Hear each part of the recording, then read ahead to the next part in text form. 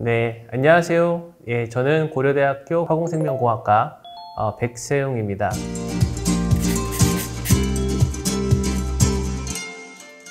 네, 모두 만나서 반갑고요. 오늘 저희 그 광반도체 관련돼서 재밌는 문제를 좀 같이 풀어볼 예정이에요. 네, 바로 이제 1번 문제부터 풀어보도록 하겠습니다.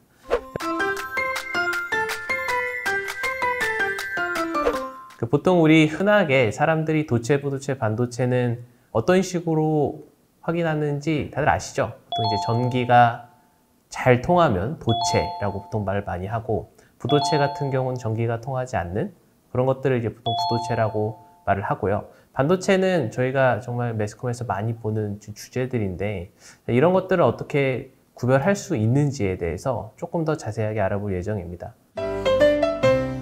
이제 보통 이제 물질들을 열어보면은 안에 이제 분자 구조까지 가게 되면은 모든 크리스탈 결정이나 분자들은 어떤 이런 결합을 하고 있습니다. 예를 들어서 실리콘이 원자가 있으면은 이 원자들이 겹겹이 이제 서로 결합을 하고 있고, 저희가 간단하게 도식을 하면은 막 이런 형태로 이렇게 결합이 되어 있는 형태들로 결정 구조를 만들고 있거든요.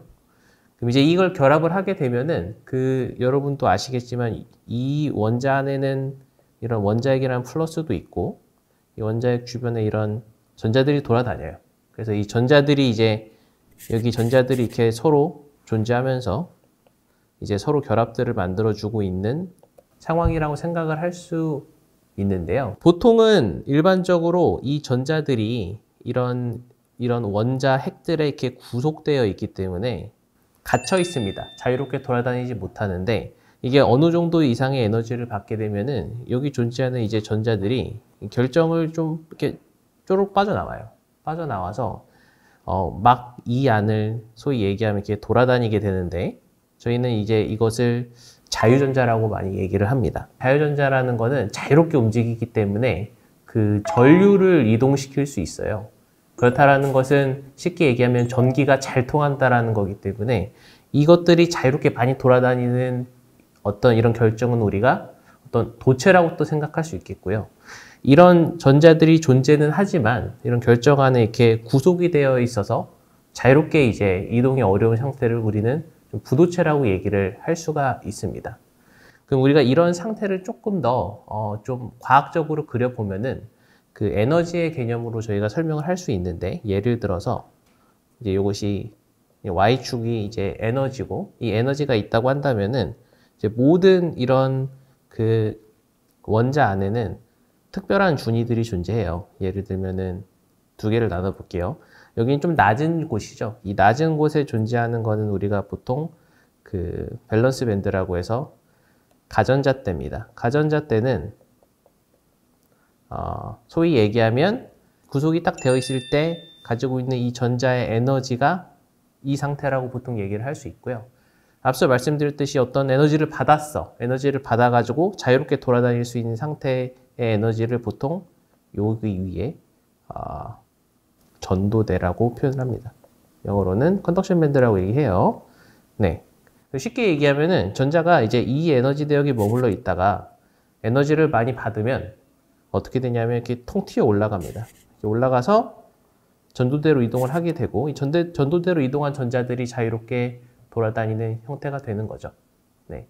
그럼 이제 이 에너지가 가전자대고 이게 전도되고, 그럼 이 사이는 이제 우리가 뭐라고 하냐면은 보통 이 사이에는 전자들이 있을 수가 없는 자리예요. 그래서 한 번에 이렇게 뛰어넘어야 되는 자리입니다. 자리가 두 개만 있는 거고, 이 사이에는 아무것도 존재할 수 없는 갭이라고 보통 얘기를 하는데, 이거를 우리는 좀 더 자세하게 얘기하면 이제 밴드 갭이라는 개념으로 얘기를 합니다.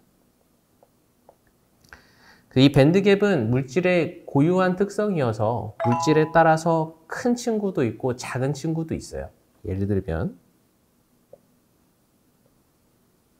에너지가 이렇게 작은 친구가 있고 이렇게 큰 친구가 있습니다. 이거는 우리가 오늘 자세하게 얘기하긴 안 했지만 그 물질의 결합과 어떤 그 원소의 종류에 따른 고유한 특성이고요. 그거에 따라서 이런 어떤 전자들이 놓여질 수 있는 위치가 정해지게 되는 거죠. 그냥 우리가 여기서 한번 생각해 볼 게 있는데 여기 이제 1번 예시랑 2번 예시랑 봤을 때 그러면은 전자가 이렇게 가전대에 잘 있다가 어떤 에너지를 받아서 이제 전도대로 올라가서 자유전자가 되려고 한다면은 1번의 경우가 훨씬 더 쉬울지 2번의 경우가 훨씬 더 쉬울지 우리가 조금 직관적으로 보면은 이해할 수 있죠. 1번 같은 경우는 비교적 적은 차이값으로 에너지만 얻어도 더 위로 튀어 올라갈 수 있고 쉽게 얘기하면 2번 같은 경우는 훨씬 더 많은 에너지를 줘야만 반드시 올라갈 수 있는 그런 구조입니다.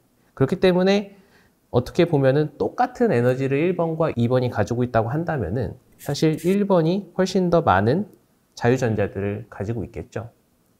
그 뜻은 뭐냐면은 1번 같은 경우는 어떤 특정한 상황에서 우리 일상생활에 존재할 때 훨씬 더 많은 자유전자를 가지고 있다는 걸 뜻하고요.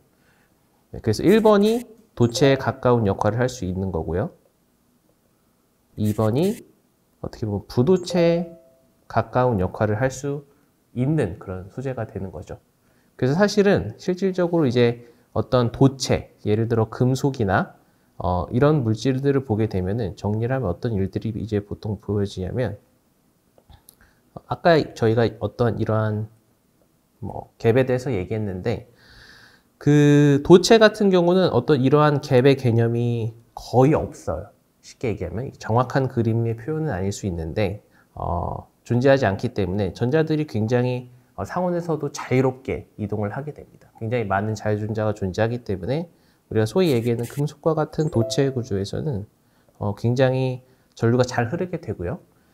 반면에 어떤 큰 이런 밴드 갭을 가지고 있는 데에서는 전자들이 쉽게 이제 그 구속에서 나오지 못하고 자유전자가 거의 없기 때문에 부도체에 가깝고 우리가 보통 흔히 이 밴드 갭이 이 도체와 부도체 사이에 있는 것을 소위 얘기하면 우리가 아는 반도체라는 소재라고 얘기를 합니다. 그러다 보니까 이 소재마다 물질마다 이 밴드 갭이라는 게 다 제각각이에요. 다 제각각이다 보니까 그 어떤 것이 무조건 도체, 부도체 이렇게 구분한다기보다는 얘는 도체에 가까운 특성이 있고 얘는 부도체에 가까운 특성이 있다. 이렇게 이해해 주시면 되고요. 그렇기 때문에 여러분이 조심해야 될 거는 부도체여도 어떤 또 강한 또 에너지가 들어오면은 전개 통할 수 있다는 것을 반드시 명심을 하면 될 것 같습니다. 네, 그 자세한 것들은 그 도체, 부도체, 반도체에 대해 찾아보시면 더 재미있는 얘기들을 보실 수 있을 것 같아요. 네, 그래서 오늘 수업은 여기까지 하도록 하겠습니다. 감사합니다.